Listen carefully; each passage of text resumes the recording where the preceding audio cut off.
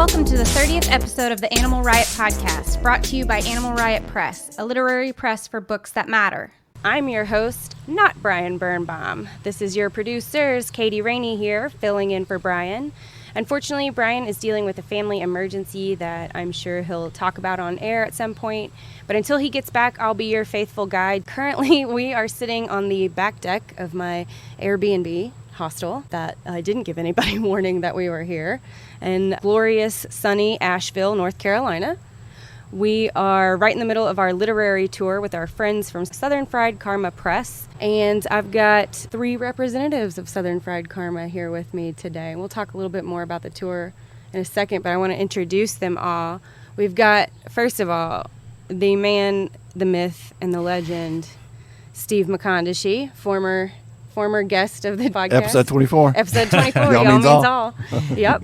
Steve is here, and he's back today with 2 of his authors, which I'm going to give them a more formal introduction. Steve, would you like anything else added to your introduction? To mine? No, but we'll dub it in later. Okay. I'll just play like a ditty over when you say hello and introduce your former episode. So with me here, with Steve and I here, are Matthew Duffus. Matthew Duffus, your book just came out, Swapping Purples for Yellows, on August 6th. Yeah, Tuesday. So this will air next Thursday. I don't know time right now. Matthew Duffus's fiction has appeared in a variety of places, including Beloit. I'll get these bios right eventually.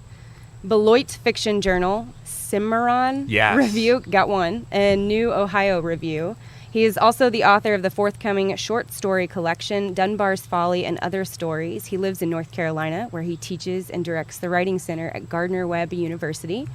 And he's going to be sharing a little bit from his debut novel not debut novel. Yes. It is debut novel. It is debut. Okay. Yeah. Debut novel. Yeah, it is his debut. Okay. And Gardner-Webb is in real. Boiling Springs, North Carolina, which everybody knows. That's right. We are all things North Carolina this week. Yes. Yeah. Also with us is George Hovis. Hi, Katie. The author of The Skin Artist. George Hovis is a native of Gaston County, North Carolina. So many things North Carolina. His stories and essays have appeared in the Carolina Quarterly, Southern Cultures, Mississippi Quarterly, North Carolina Literary Review, and numerous other journals and anthologies. In addition to his debut novel, The Skin Artist, out from SFK Press last March. May. He is also the author of the monograph Veil of Humility, Plain Folk and Contemporary North Carolina Fiction. He is a Pushcart Prize nominee and former president of the Thomas Wolfe Society. He earned a PhD from the University of North Carolina at Chapel Hill and has attended the Sewanee Yes, ma'am. Writers Conference. I've been fucking that up all week. No, you didn't. You didn't fuck it up that time. Man. Yeah. But it's Swanee. Yeah, Swanee. Okay. It's Swanee. I defer to Swanee. Steve. It's Swanee. Okay. Drop that first E. Yeah, it's the University of the South. Yes. Swanee. Okay. It's an Episcopalian school. They taught me since I was in pre-K. George currently lives with his wife and their 2 children in upstate New York, where he is a professor of English at SUNY. Oneonta. I can't say that word. I'm giving up. And It's not a real recipient of the SUNY Chancellor's Award for Excellent in Teaching. Welcome, fellas.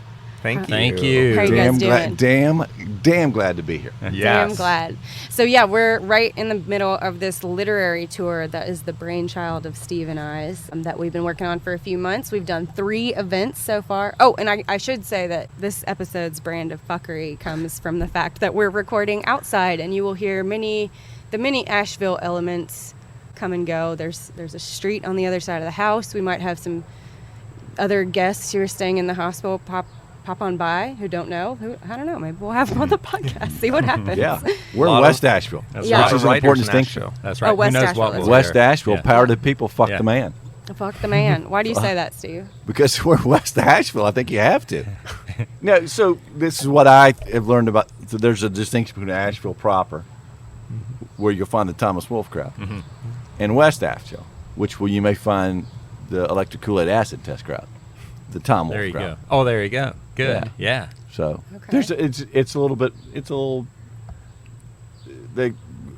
Asheville got gentrified, and then folks came over to live in West Asheville, and they don't give a shit for nothing. Yeah, we're going to be at Firestorm Books tonight. You want to say anything about Firestorm? Power to the people, Power fuck to the the man. people, fuck the man. That's what they are. They are all excited. I'm excited to be there. And apparently the event is an hour sooner than I thought, because time doesn't mean anything to me this week. I'm a little bit, I know you're talking about, like, we feel like musicians right now on tour. I think I would. I upgraded myself from the backup bass player to maybe a rhythm guitar player. Okay. Okay. Okay. But I'm definitely keeping the beat. Yeah. I'm not. There you go. No, I don't get any solos. Yeah. Well, we have done 3 events so far, and we were at Scuppernong Books in Greensboro. Shout out to them. Yeah, Yeah. Shannon and the crowd there. Yeah, Yeah. Shannon and Brian, the whole crowd there. And we were at Tuesday night Bookmarks in Winston-Salem with Jamie and Lisa and Jennifer and all those good folks. And Yeah. tons of people from the North Carolina Writers Networks and Winston-Salem Writers Networks and schools and everything came out. And then last night we were at a cute little bookshop in High Point, Sunrise Books. Had some great conversations with folks there. I don't know. It y'all was the wanna- most. It was the most comfortable. Whatever's.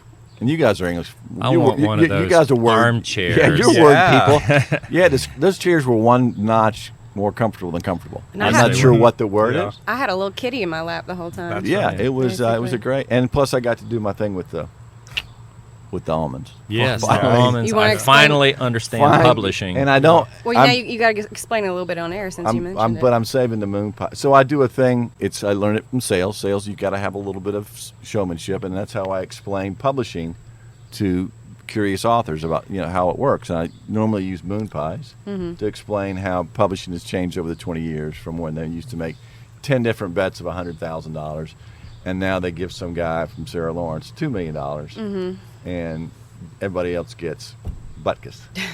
And Yep. that's a. But I'm definitely for Davidson, North Carolina, for Main Street Books. Moon pies. I gotta have moon pies. Yeah. There you go. I gotta have moon pies. Got to up the Okay, game a little. we're gonna have these.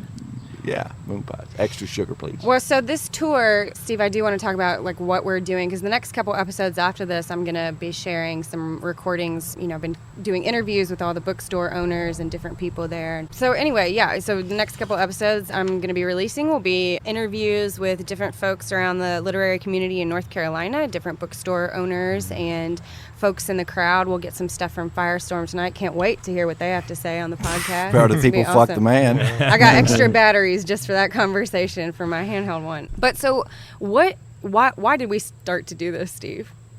Why? Because we had a conversation at AWP about literary. You had been to the workshop on literary citizenship and what that means. And we decided that we should band together and start cultivating a community, because that as independent, fiercely independent publishers. Yes, but we're adopting that too now. Oh, and I got it from Ovid Bookstore. They're a fiercely independent bookstore. Yeah. Janet at Ovid. Shout out to Janet at Ovid. 2 locations on Lumpkin and Preston and downtown Athens. So we decided let's kind of barnstorm through North Carolina. We as a press have a lot of books centered with authors centered around North Carolina. Yeah, both George and Matthew. Yeah. Yeah. Both But of it's those. also the idea of tomato plants. What's that? So this is You just keep throwing a new metaphor at me each night. I can't keep up. So this comes from my father about selling, about it, and it's sales and developing relationships is kind of like a tomato plant. Okay. You can't just plant the seed in the ground, come back 3 months later and Right. have it a bush. You've got to. It's got to be cultivated. It's got to be worked. Right. And there's whole different steps along the way. And my father would go for about 30 more minutes of that explanation. And my father was one of the best salespeople I've ever met.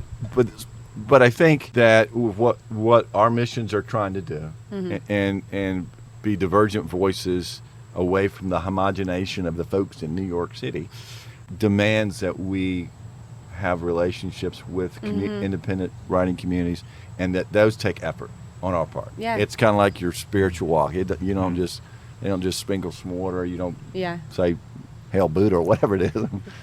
We also wanted to find new writers Yes. and feel that, yes, we can put out the call on social media all day long, but we would prefer more personal relationships with people. And we don't think that it's like yes, they can come find us, but also we think it's our responsibility to come find them too, which is why Yeah. we're down these communities. And just to highlight the work that indie presses and bookstores are doing. I mean, so many of these bookstores, I can't wait for our listeners to hear these conversations about what they're not just bookstores, they're places of community. They do a lot of advocacy work. It's really, really incredible like what these bookstores have been doing and why we were so purposeful in going to small local bookstores with missions and really just connecting with writers. We met so many great people so far. It's been really lovely. I'm anxious to hear Whitney's story of how she's going to do the book on the history of castration. Shout out to Whitney. Yeah. We won't give out her last name. Actually, I don't know if she gave me her card. I'm going with Houston. We'll call her Whitney Houston. Whitney, she came to 2 of our events with her partner, Trevor. And Whitney and Trevor, I met them. Great people. Yeah, they came to 2 events and just were chatting us up. And then Whitney is a nursing student who said she's got a nonfiction book in her. She's trying to write about castration, and we went gaga for that idea. Yeah, I said, I didn't want to cut her off, but I think it's a great idea. Yeah, that's a great idea. Mm-hmm. That's a new imprint right there. Right? Nonfiction. Yeah, for like clinical work for. Yeah. Well, so we got 2 North Carolina writers here. George, do you still consider yourself a North Carolina writer? Absolutely, 100% North Carolina writer. Yeah. I've lived outside of North Carolina for almost 20 years, but I still call North Carolina home. Mm-hmm. And I guess I haven't even said, like, I lived in Winston-Salem, North Carolina for a long time, and so that's kind of my connection. And when you suggested doing it in North Carolina, I was like, oh, yeah, I know tons of people down there. I went to camp here. You went to camp? You were probably a rowdy little camper. That's another story. That's a whole other podcast. Right. So what do you guys think of the literary community here? Can you tell us about it, what the feeling is, where you are? Well, you want to go first? No, go Matthew? ahead. As you mentioned, I did a PhD at University of North Carolina at Chapel Hill, and I wrote a dissertation on contemporary North Carolina fiction. So that was my specialty area, and trying to distinguish, what made North Carolina fiction different from other Southern fiction. And my basic thesis was that North Carolina had a distinctive history in it.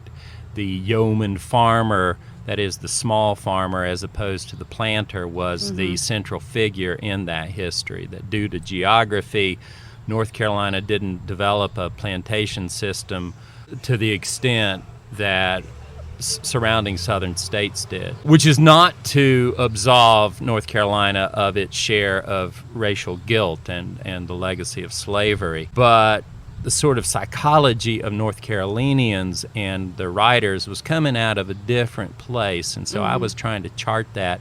Some of the writers I studied were Lee Smith, Fred Chappell, Clyde Edgerton, Randall Keenan, Doris Betts, Reynolds Price were sort of the big ones of a certain generation. And then, in the last couple of decades, you have new voices. A couple of recent books that I'm very excited about are Stephanie Powell Watts, Deshaun Charles Winslow, and a whole lot of younger writers from North Carolina like Matthew Duffus. So, it's a state burgeoning with literary activity, and that's been going on for many decades. David Sedaris is from North Carolina, That's right. That's right. He's, okay. Yeah. Yeah, I can remember. How about you, Matthew? I went to the North Carolina Writers Network conference last year, and I was amazed by how many people were there. Strong network. It is a very strong network. There were. Shout out to Ed Southern. That's right, Yeah, Ed Southern. Yeah, he Yes. was there at Bookmarks Tuesday right. night. Cool. I saw him. He emailed us today. Yes, Jamie. Ed, we're getting back to your email. If we haven't responded by next Thursday when this drops, we're sorry. and his wife Jamie runs the manager of the bookstore operations. Oh, manager okay. of I didn't know Bookmarks. that. Yeah. Okay. Yeah. But there Very must cool. have been 6 to 8 panels going on at the same time with 10 to 20 people at each one of them, if not more. And so I think there are a lot of people writing in North Carolina, whether they're getting published or whether they're just doing it as a hobby. I'm a small town guy. I live in Boiling Springs area, and Where Gardner Webb is. Where Gardner Webb University is. Did you tell some of your students to come on this tour? Yeah. Visit? Yeah. Yeah, I've tried to. A lot of my students, they go away for the summer. Yeah, I've been trying to get anybody I can find to come, but the challenge with the small towns, and I think we saw that a little bit in High Point last night, is just getting the word out sometimes. I know. And we also found out we were up against like the debut baseball game or Right, something big. exactly. The High Point Yeah, Rockers. the High Point Yeah. And, baseball, yeah. Well, why don't we get we're going to thumb wrestle for who reads first, and then we'll talk a little more, and then have somebody else read in like Sure. 20, 30 minutes. Okay, good. Who wants to read first? Let's Who- thumb wrestle. Who read first last night? I read first last night. So that's your turn. So I George, really you want go to thumb first. wrestle. Shit, go for it, man. All right, George, you're first Okay, then. all right. So let me say a few words to provide some context. And this is for George this Hovis passage. with A Skin Artist, which I finished a couple weeks ago. SFK Press, May 2019. Thank you. So The Skin Artist is set in Charlotte, North Carolina in the summer of 1998. And if you know anything about Charlotte, it's one of those southern boom towns that has been growing very quickly for 100 years. In the 1980s and 90s, when I worked and played in Charlotte, that boom raised to a whole other level. Charlotte finally attracted 2 major sports franchises.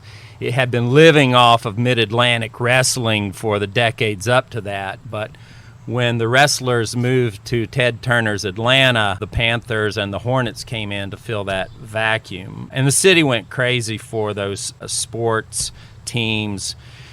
Charlotte announced itself as a global banking superpower, and in '92 it erected the Nations Bank Tower as visible evidence of its prominence. And the Nations Bank Tower has been renamed, but it's at 60 stories, still the tallest building in the Carolinas. And McMansions were springing up everywhere. And in one of those McMansions you'll find my protagonist. His name is Bill Becker.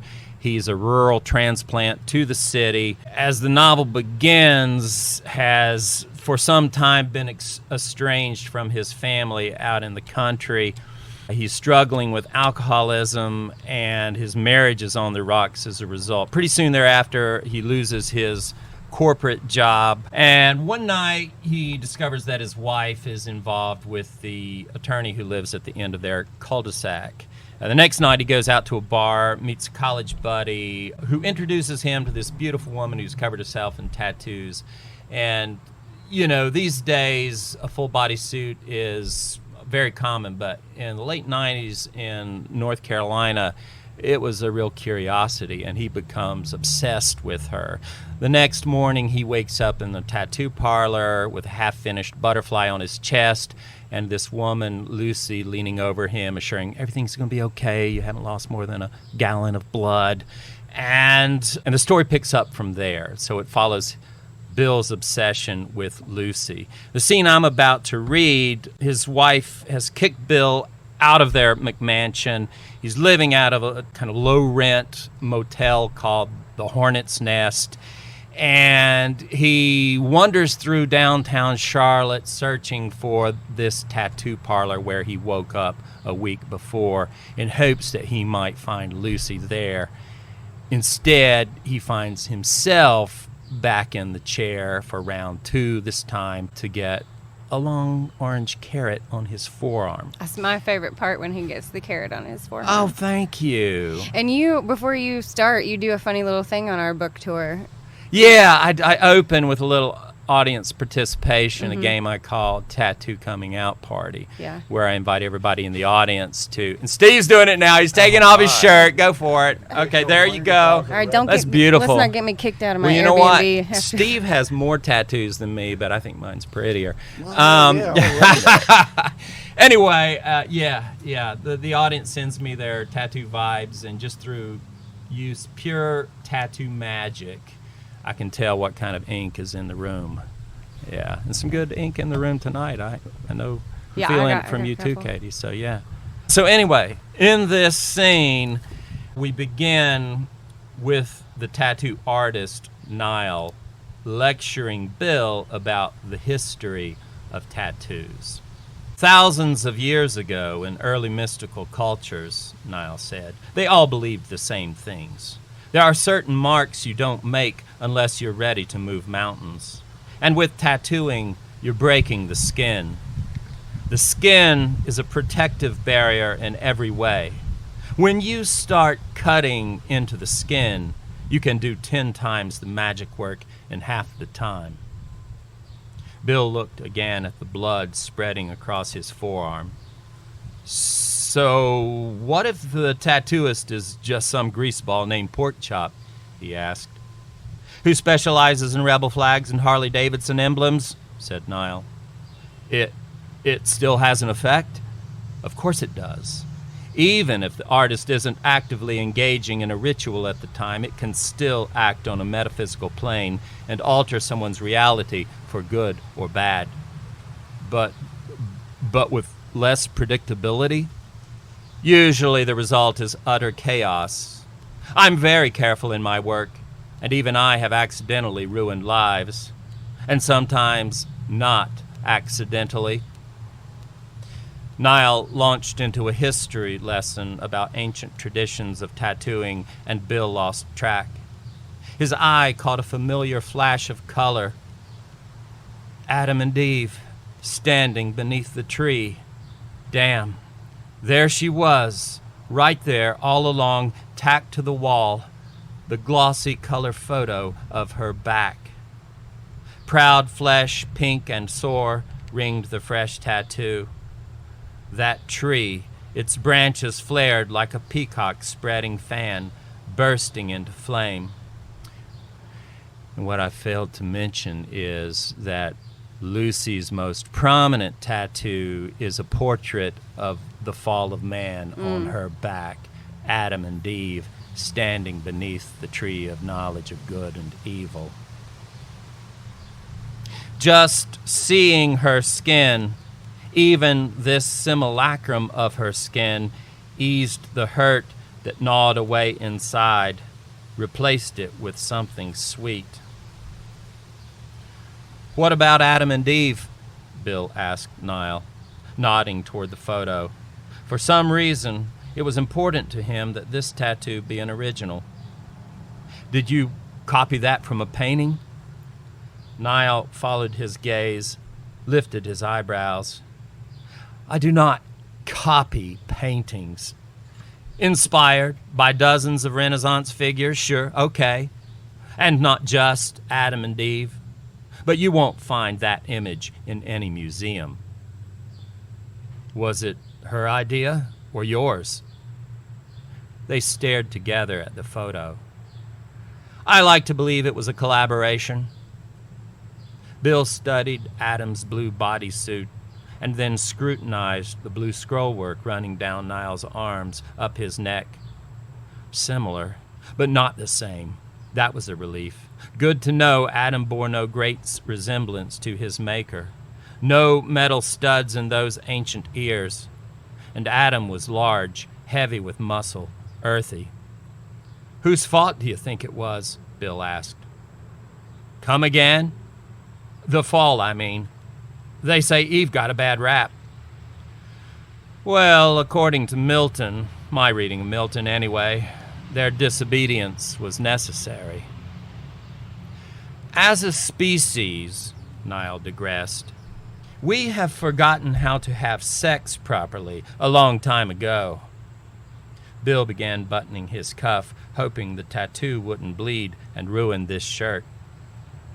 "And without that knowledge," Niall said, "we are extremely vulnerable as we approach the millennium, confronting beings of a far superior intelligence who are pursuing an information coup that will essentially degrade the human species to a state of bestiality." Bill felt confused. "So, let me get this straight." Bill stood, waiting until the artist looked up from cleaning his equipment. "I am not my body, but I've got to learn to use my body, to be free. I've been focusing on this thing." He pulled up his shirt to stare at the butterfly on his chest. "I've been failing so long, feeling caged in. My life's totally fucking falling apart if you want to know the truth, and I know you don't. But this butterfly thing here, it's been trying to tell me something, if I will listen. And what I think it's saying is that I am not doomed." He stared across the room at Lucy's skin and at Adam and Eve wearing bodysuits of ink. "I can act. I am, in fact, free."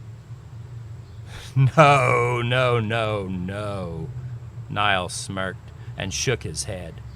"It's not like that. It would be easier, wouldn't it? Freedom of the body. Freedom is an abstract human concept." He picked up his pack of American spirits and walked toward the door. "It takes practice, discipline." His words came now like a chant. Bill focused on the voice that was lost in the glare of the sun.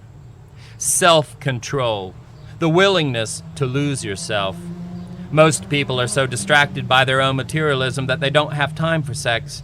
At least not the kind of spiritual sex I'm talking about. That shit will turn your world upside down if you do it enough, and you don't close your eyes to the phenomena that start to happen in your life. Then the next thing you know, you will be a magician, whether you want to be or not. Little motorcycle and post. Little motorcycles. I put that in. Yeah. That's not natural. I That's think not I fair. think it blended with the kind of the rise of the scene there. Yeah. The rumbling of the Hell's Angels or the Outlaws go. probably in this area. Can I ask a question? And was this protocol? Yeah. We don't have protocol. Fucking protocol. I love the way you use Charlotte as a setting. Mm-hmm. I love you have the A plot and there's a B plot of the spirituality aspect of tattoo and the magic. Yeah. Tell me, did you do any research about the fucking part, the tantric sex part? I mean, how did you come to that? God, you would ask that question. Well, hell yeah. Did anybody not, That's what we want to know, right? Inquiring minds want to know. Yes, I did. Okay, how so? What do you do? You know, I learned about this doing research. I mean, do you have to clear your sacral chakra and your solar plexus You chakra just so you can move have it all the way up? to, I mean, what? as the artist says, you have to practice self-control. And So you're talking keep the it- sting level of like no orgasm. Exactly. Yeah. Got it. So according to Nile, it's many hours of sustained desire. Huh. Yeah. Yeah. Okay. Yeah. Well, all right then. We did cover that you have a tattoo now because I I do. found Yes. that out last We night. got to do some more work on his tattoo. Yeah. Yeah. I think it's you a need- starter You- set. I think you need an orange carrot. An And orange carrot. Yeah, definitely. Yeah. You need to color that in. It's a starter tattoo. Well, it's kind of interesting The kind that most I kids to get in like 7th grade I these went days. for Lucy's tattoo and not Bill's. I don't know what that says. You know, it's Oh, he's funny. like that Speaking of tantric sex shit. tattoos, maybe I'm trying to channel my anima. I don't know. But when I was Did you say choosing enema or animal? Anima, not anima. Okay. Anima. All right. I Dad was come Some of wondering English. what that the pause was. Jungian Dad come stuff, English I don't know. professor. Yeah. Anyway, when I was choosing, my first tattoo, I kind of went back and forth between that and a tattoo Bill gets later in the book, which is the Southern Cross, and that's not a constellation. I think the word is asterism. I don't know. I don't know that.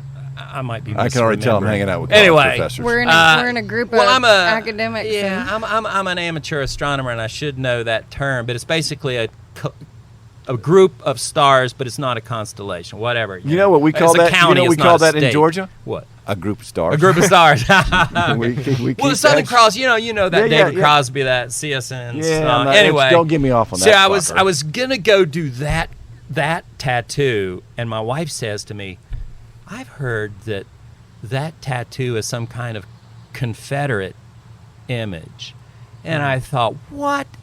They can't have the fucking stars too, But They don't. no, they don't. But at the last minute, I decided for the Tree of Flame instead of the Southern Cross. The Southern Cross is in the book, so Bill gets that tattoo along the way. Wow, I did not know Yeah. that. So what was the impetus for writing this book? You didn't even have a tattoo before you got Right. the tattoo after the book. Well, I was working in Charlotte, playing in Charlotte in the 1990s. So and is there a real woman in this? Because I'm just going to throw this in. The other night we were at in Winston-Salem, and two of George's I'm sure they were somewhat college age friends, high school friends. high school, yeah. High school friends Yeah, came right. in with some very pointed speculation about who And Lucy they were wrong. I could will be. say. So, yeah. She is totally out of the compost of my imagination. I mean, there is no model for her. But back to Katie's question, which I'm almost about to forget, or your question about The impetus of the book. The impetus. It's the time I lived in or played and worked in Charlotte. I actually lived in rural Gaston County those years, and I commuted to the city. So the kind of tension between the country and the city was played out in my everyday life, commuting to work. But there was a particular club I like to go to called the Double Door Inn. It's famous now. It closed about 2 years ago. Oh, weep some tears. But there was a band, a rockabilly band from my hometown called the Belmont Playboys, and it's the only time I've in my life ever been a hardcore groupie. In fact, if I would just scan the entertainment news, and if they weren't playing for 2 or 3 weeks or a month, I would get depressed. I would feel like, I'm missing something. I haven't seen the Belmont Playboys. So I went and saw these guys every chance I got, and I watched them one by one cover themselves in tattoos. And I remember the concert where Mike Hendricks, the lead guitarist and singer, came on stage with a tattoo on his neck, and that just knocked me out. Anyway, it was a time when tattoos really were a curiosity. Unlike today, not many people had them other than veterans and criminals. So we can take it. musicians. Bill Becker's wife is tattooless. Correct. Is that part of the connection he finds with Lucy? The fact that she has that. Yeah. It's Adam and Eve. There's some significance in the tattoo and her. Well, there's something rebellious and wild and bit. about her, but about tattoos in But general. there's also I something think. rebellious about his wife, right? Yeah, there is, because she's the first one to transgress the boundaries of their marriage. But it's a different kind of rebellion, I think. Yeah. Anyway, so it was a time in the 90s where I was trying to chronicle, A, the boom years for Charlotte, and B, the birth of this new tattoo culture, the sort of the early days when people became interested in tattoos and started getting them, when it started to enter the mainstream. Cool. Matthew, are you ready? Oh, sure. I want to hear from swapping purples for yellows. Sure. I'm going to read from the beginning. I just want to say this is a family drama, and about 2 pages after what I'm going to read, we find out in flashback that the protagonist's wife has told him the night before that she might be moving across the state of North Carolina. And they have an argument about that, and she smacks him in the face with a book. So he's waking up the morning after that here at the beginning. And this is freshly published. Freshly published. SFK Press. August 6th. August 6th, so 2019. last Available at your Tuesday favorite independent as of this bookstore. airing. That's right. Yeah. He'd done it again. He hadn't meant to. He never meant to. But when Rob Sutherland woke up the Friday morning of homecoming weekend, he was on the couch. He couldn't tell what hurt worse, his head, thanks to his wife, or his back and shoulders from being compressed on their grad school leftover of a couch. He'd been waiting for his wife to reappear after their latest argument, only to find himself drifting off, and then he was in full-on sleep mode. The door to her study was finally open. He could hear the sound of her ujjayi breathing. She was doing yoga. He knew that ujjayi meant victorious, and he hated how apt that word must seem to her after the previous night. Though he would have declared it a stalemate, she always viewed herself as the decisive winner. He collected his wallet, keys, and satchel as quietly as he could and slipped out the kitchen door and into the carport. Unable to face Molly after their fight, nor his older daughter Katie, who'd surely eavesdropped on most of their argument, he would only miss seeing Robin, who still slept the peaceful slumber of pre-adolescence. She would be the lone member of the family to awaken refreshed and ready to take on the day. It was cool outside, still dark, and as he started the car, he thought about the other reason the day was important. It wasn't just the start of homecoming weekend when the past came back to haunt the present in the flesh.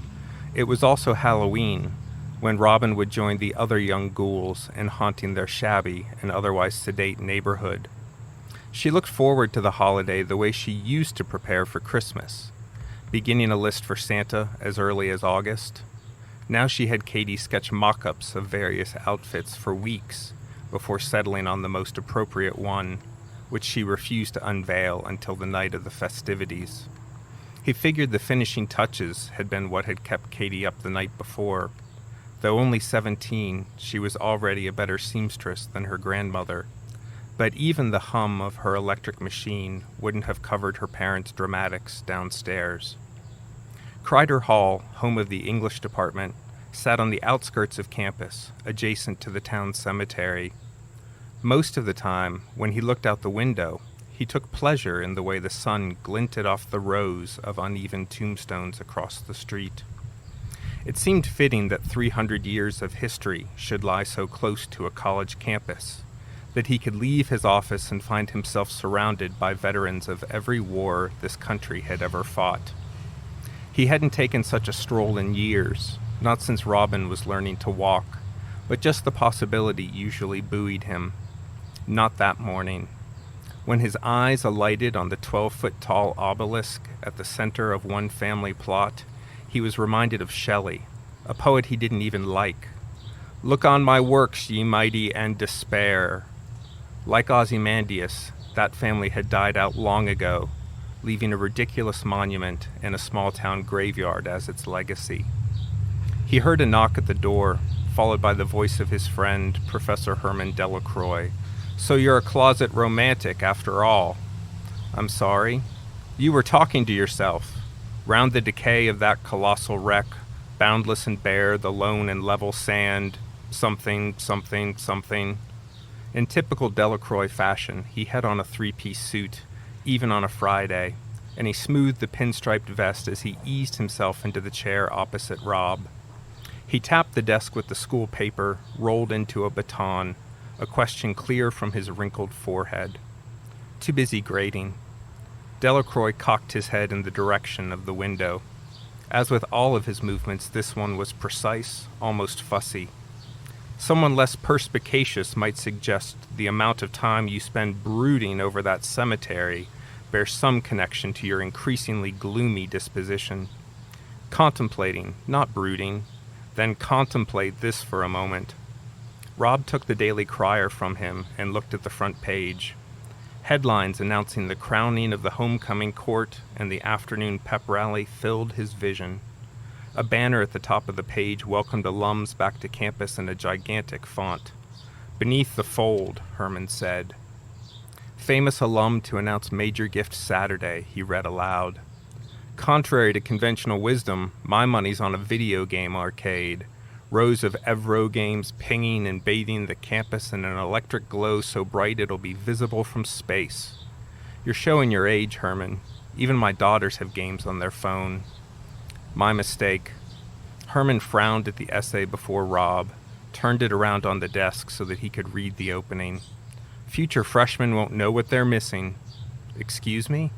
"When you rise to the ranks of the well-endowed, professorially speaking." "That's a rumor, Herman." "Robert Sutherland, Evan Wyckoff Endowed Chair of English Literature," his friend mused. Rob had considered bringing it up the previous night, after Molly dropped her bomb in his lap. But if it were truly happening, wouldn't he have heard something by now?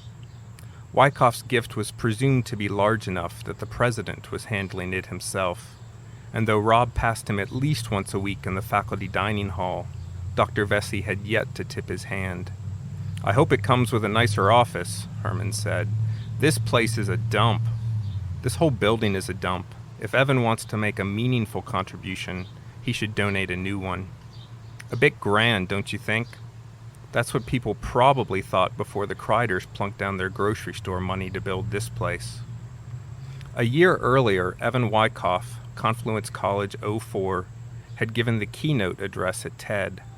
Wyckoff's business with his friend Ross Howard, Evro Productions, had vaulted onto the video game design map 5 years earlier, cornered the market on quasi-educational, historical reenactment-style games, and had already begun creating their own TV and movie tie-ins.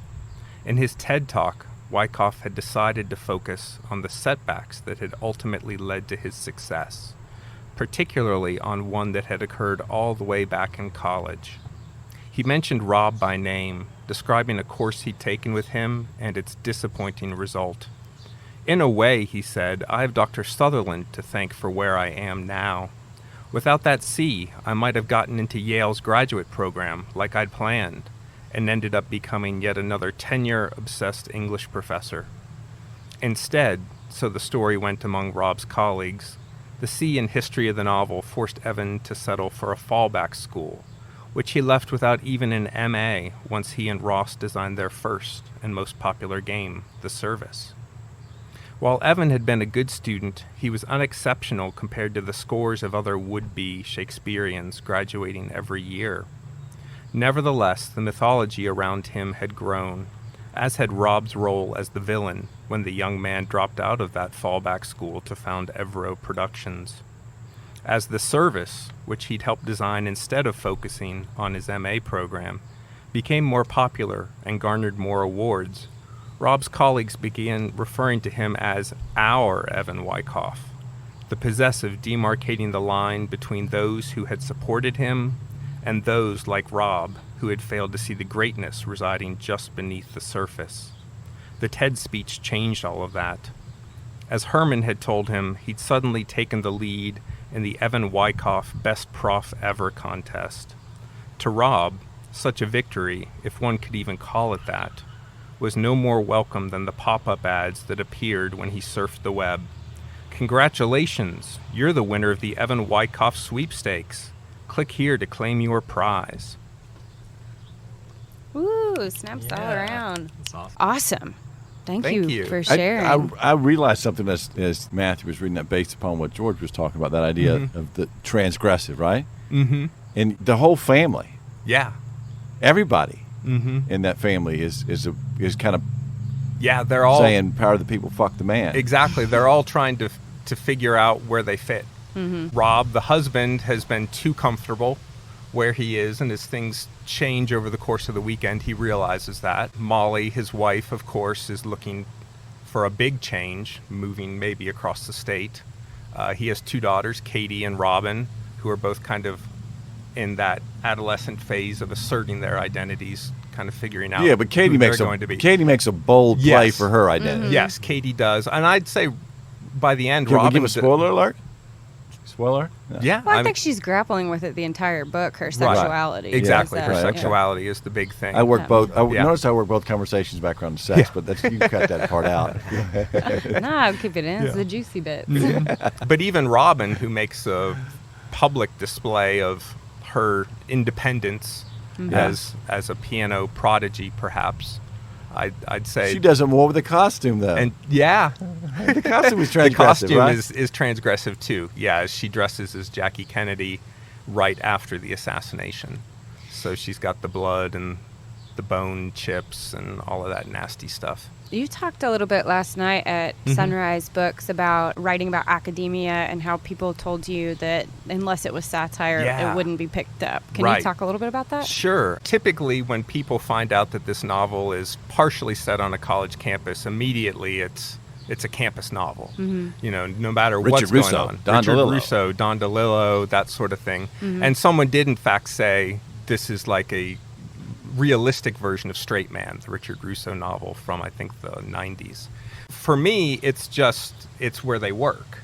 It's just their career happens to be in academia, but what's really important is that family core in the novel. Absolutely. But as a result of this idea, this concept that people have that, oh, it must be a campus novel, I've discovered that if it's not satirical and over the top, then it's not what those in the know claim is marketable necessarily. Can It may not just- be over the top, but it's for me, close. there's this Yeah. humor that just verbals Yeah. in Oh, every definitely. sentence. The Southerns and I are love funny as hell. that. Yeah. Well, and Thank you. I said last night that I never, while reading it, felt that it was a book about, like, the academia part was secondary Right. to everything else. To me, it's a familial story or a story of familial discontent. Yeah. And this idea of failure and not accomplishing your dreams and what that means and coming to terms with yourself. Can you talk a little bit about where the story came from? Sure. Yeah. My wife and I were walking around one day, this was in about 2010, and the census was going on, and there was a guy sitting in his car on the side of the road, and at the time I hadn't connected why he was sitting there. It's just a young guy, about 22, 23, and all of a sudden I had this image of this character sitting in a car, this graduate student who turns out to be Evan Wyckoff in the novel, having this this existential moment, this dark night of the soul, and he's thinking about going in and talking to one of his old professors to get advice. And it starts there with just that image, and I built this novel around it, and it turns out the professor became more important to me than the guy sitting on the street. But over time, it kind of built, and then my daughter was born a year later. I stayed home with her, and my wife said, "You're going to go crazy if all you do all day is talk to a baby." So she graciously arranged for a babysitter to come in about 3 hours a day, 3 days a week. And I realized I've got to do something with this time that's going to be significant. And all of a sudden I was a little more ambitious than I'd been before. And so I took that image and built a novel around it. Well, on this tour, so we've been, we always start each event with you guys reading, or I read Brian's book the other night. Steve, you read your book the first night. We're kind of like trading off each night, changing it up, and then we move into more publishing talk. So I do, like in our last bit of this episode, want to talk a little bit about the publishing side that we've been moving towards, and like what, how that affects the literary community, because we've been talking a lot about like what indie presses do for literature and what independent bookstores do for writers. And can you guys talk a little bit about how you found Southern Fried Karma and what it means to you publishing at a fiercely independent press? And I'm watching and listening. No pressure here, right? I gave them no time for talking points before, so. Well, I can say, because of this advice I got about it being too niche, I went for contests and indie press contests, sent it out everywhere I could think of, and then I found out about Southern Fried Karma. I'd met Steve at the Hollins University Tinker Mountain Writers Workshop one summer, but long before SFK came along, just as writers. And I knew enough from that week that if someone was going to make a new press work, it was going to be him. And so I submitted it to their novel contest as well, which was no fee, which was completely different from everybody else. And I was a finalist there. Steve kindly sent me pages of notes that an editor had developed and said, you can take these, don't take them, don't even send it back to us if you don't want to. But I worked on it for another 9 months or so, sent it back to them, and they liked the changes. I know a lot of small presses who do that work. I mean, we definitely do. Brian spends a lot of time with submissions, and he gives detailed feedback for the most part. Yeah, it's amazing. How radically did the book change, Steve? Well, we changed the title like 20 times. Yeah. Why? Yeah. Where did swapping purples for yellows come from? I know where it came from. You want me to? Okay. Well, I know where it came. I know where when the title was suggested. Yes. And I know who suggested it. Who suggested it? Christina Byers, author of Not All Migrate. What? Another SFK title. Yeah, SFK, June 2019. We were at AWP. I'm not saying Chris was hungover a little bit, but it's AWP, right? Possibly. Yeah, and it's Portland is Oregon's a rec state. So anyway, nobody was tense. Yeah. And that's when we've been on the fourth iteration of the title. Right, exactly. We had been batting around ideas as much as we could at AWP. I happened to read a scene at the Bitches and Bells debutante ball that SFK threw. And Christina grabbed me as I left the microphone. She's like, "There's your title. It's right there." And the rest is history. Wow, go Christina. Not All Migrate. Southern Fried Karma Press. Get her book too. Talk about transgressive. Yeah. Right. How about you, George? Well, a friend of mine, April Ford, had started working for SFK. Shout out to April Ford. April Ford, she's in Canada, April, as an associate publisher. Sure. And she solicited a manuscript. I was working on a different novel at the time, but I looked at SFK and how their identity was wrapped up in edgy, transgressive fiction with a Southern flavor. And I thought, I've got just the story for you. This book was at the time moldering in a drawer. I hadn't looked at it in a few years. I had an agent previously who hadn't been able to sell it. And when I pulled it out again and read it, I thought, oh, now I understand why she couldn't sell it, because it's bad. Yeah. But I still loved these characters, and I thought their story was important. So I set about rewriting the book from the first word to the last. And it was kind of a breakneck 9 months to get the revised or the rewritten draft to Steve. And then they gave me a contract, and then to work with Pinckney Benedict as developmental editor, who gave me wonderful feedback. And as I've said before, every night I would read one of Pinckney's stories, and then in the morning I would say, well, anybody who writes like that, I'm going to do whatever the hell he asks me to do. And it helped me tremendously. And then stylistic editor Cade Lebron did a great job there, and throughout the whole process of editing the book, SFK just helped me so much to make the book the best book it can be. And so my experience with the independent press is this commitment of the editors and of Steve to just help me achieve my artistic vision. And I think it's important for the writer to listen, but I never felt I was forced to do anything I didn't want to do. Okay. Here's the challenging question, and I know your publisher is sitting right here, but Steve, no threatful looks at them. Oh boy. It's a challenging question. But I think all fiercely independent press, whatever you call yourself, we have to be responsible and self-aware and reflect on our practice and what we're doing. Yep. And so my question is, what challenges are there in dealing with a small press and being an author, pushing your book out? What were some challenges that came up? I got to go to the men's room. Matthew? Yeah. No, I would say it's the same challenge that you face just being a debut writer, which is figuring out what do you do when the book's coming out. For publicity. Yeah, but it's double publicize tough. it. How do you market because it? they don't know us and they don't yet know you. Right, exactly. Yeah. And that's one reason why we're on the tour. Right, exactly. And so you have to be more creative. You can't just sit back and say, oh, well, my publisher's going to put a ad in the New York Times Book Review or something like that, and it's just going to roll in. So you have to be more proactive. Yeah.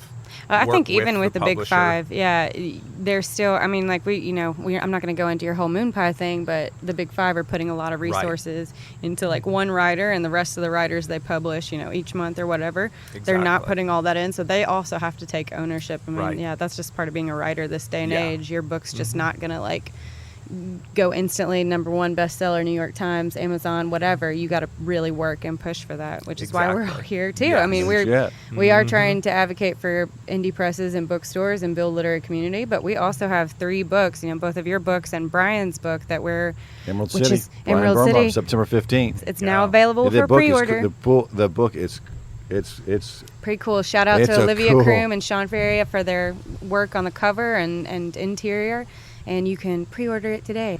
I like it when you call him a prolific writer, and then you read his pieces, and I go, yeah. Yeah, he rewrote that book 6 times. It is that is not wonderful. a lie. And when I say rewrote, I mean I have never seen a writer. So that book is 400 pages. Easily, I'm sure it was several thousand that he's cut down over the years between rewriting and everything. Anyway, George. You're not getting out of my question. No. For me, the challenge, and it's been a fun challenge to me, has been what Matthew said, to learn how to promote the book. And I'm a bit of a technophobe. I wasn't on social media at all until about a month before my pub day. Oof. I know, because I was making those book trailer videos and all of that, and revising the book and taking serious, trying to get the book right. And then it was time to promote. So, it's been kind of a breakneck pace of learning how to be on social media. And that's been exciting for me, though. And I've had a lot of help from SFK in doing that. The PR department's constantly generating buzz, generating stuff online. And it's funny when I used to Google myself and I wouldn't find anything, or except maybe some scholarly articles. Now if I Google myself, there's a lot of stuff there. So my platform is building partly as a result of my own efforts, but actually from SFK. So it's this kind of collaboration between writer and press. Big motorcycle. That, I don't know, I feel like it's working. And then to have the chance to do the tour this week has been really wonderful. And that just kind of elevates all of our efforts. So it all kind of works together, and it's been really exciting for me. George, you're both very gracious, but I think George hinted around one of the things as a fiercely independent publisher that we're aware of, and that's geography and our ability to have an impact and create that community. It's tough so I'm really speaking to kind of the authors or considering independent publishers or small presses, whatever y'all want to call yourself, is realize that it's hard to get that nationwide impact. I mean, even where the crawbabies sing, where the crawdads sing. Yeah, that song, that one too. Yeah. It's not a song, it's a book. I know the book. Sold a lot of copies of it. That story's kind of broken out of the regionalism, but that's an issue that we know that we face this but George has been very gracious with his time and coming on the tour. You're taking what do y'all call that in the academic world? We call it vacation. In Bulldozer world, we call it vacation. Yeah, that's what everybody else calls it. I call it a sabbatical. Damn. This episode's dropping on August 15th. So do you guys have any events coming up that you want to shout out, or anything where can people find your work? But after August 15th. Yeah, so if you're in Charlotte on September 25th, come out to Park Road Books. If you're in the upstate area, come out to Kano or Hartwick College or several libraries in the area, Casanova, Cooperstown. I'll be reading at. Is that stuff on your author page? That is all on my author page. So on go Facebook? to www.georgehovis.net. How many W's did you have in there? www.georgehovis.net. GeorgeHovis.net. I do not have a sabbatical, so I am getting ready to start in school mode. But I will have a story in the New Southern Fugitives. Amen. Congratulations. The end of August. Power of the people, fuck the man. That's right. And other work can be found at MatthewDuffus.com. And Steve, what's the next book coming out for Southern Fried Karma? We have Appalachian Book of the Dead coming out right after. That's a book with my kind of title. Yeah, it's a great story. When's it coming out? September the 5th is Great. the date that book is coming out. He said, guessing. And you can buy both George and Matthew's books at southernfriedkarma.com. You can go to sfkpress.com. I don't know why you were .net. Anyway, George, we'll talk about that later. .com was taken by the actor George Hovis. Okay. Anyway, yeah, or you can go to your local independent bookstore and order a copy. We know that they have copies at the Sunrise Books in High Point, and That's right. as well as Scuppernong and and Scuppernong. Bookmarks. Yeah. And Quail Ridge Books in Raleigh. And Quail Ridge Books in Raleigh, yes. And then we'll be And August Green Toad in Oneonta. At August 19th, we'll be at Page and Pairings at M. Judson Bookstore in downtown Greenville, South Carolina. Great. Where the book buyers are good friend Ashley Warlick. Well, thank you guys so much for being on and joining me today, and also for being on this book tour. It's been really fun. We're halfway It's through. been fun. Yeah. We got our fourth one tonight. We're going to go Power to the People, Fuck the Man, Firestorm Books. Here we come. That's right. Thank you, Katie. Thank Yeah. You're awesome. I'm wearing a special outfit for tonight. I'll tell y'all later. He's wearing all red, and that's what he's been wearing all week. Okay, that's it for today's episode. If you like what you heard, please subscribe and review on whichever platform you're listening. You can get in touch with us on Twitter, Facebook, and Instagram at Animal Riot Press or at our website, animalriotpress.com. This has been the 30th episode of the Animal Riot Podcast with me, Katie Rainey, your stand-in host for Brian Birnbaum. Thanks to our special guests from Southern Fried Karma, Steve McCondichie, George Hovis, and Matthew Duffus. Our transcripts for our deaf and hard of hearing animals are provided by Jonathan Kay. This episode was cut by our podcast assistant, Dylan Thomas, and we are produced by me, Katie Rainey. See you later, you filthy animals.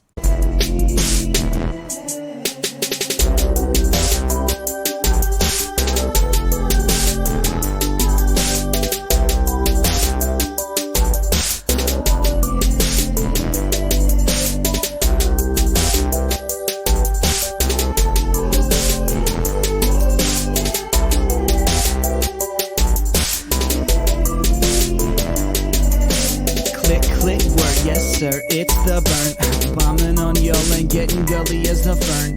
I don't know much about Lee.